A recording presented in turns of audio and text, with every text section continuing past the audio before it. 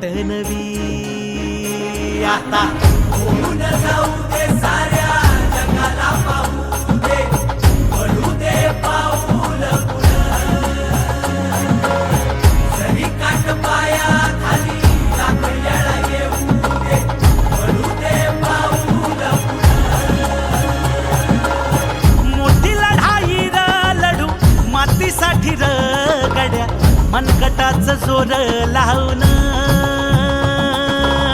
दाटला जरी अंधार एकजूट होऊ आज दिवा देऊ तेज धावर